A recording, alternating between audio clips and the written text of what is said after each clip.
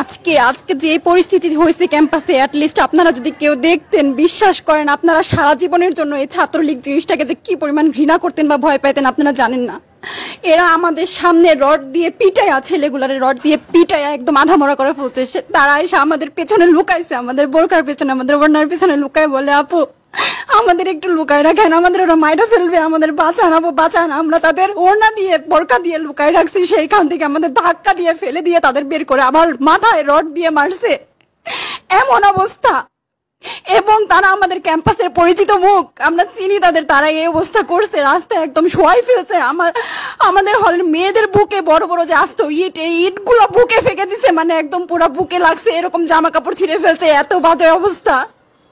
অথচ আমার ব্যাচমেট, আমরা যাদের সাথে ক্লাস করি, একসাথে বসি, আমি তাদের একটা কথা বলতে দেখি না এগুলো নিয়ে, একটা কথা না। এবং তাদের নিউজ ফিডে গেলে দেখবেন তারা এখন এগুলাই সাপোর্ট করে যাইতেছে, কিচ্ছু বলার নাই। আমি কেমনে যাই এই মানুষগুলোর সাথে, এত বছর ক্লাস করছি, বা আমি আরো 6টা মাস কিভাবে ক্লাস করবো আমি জানি না, আমি সত্যি জানি না।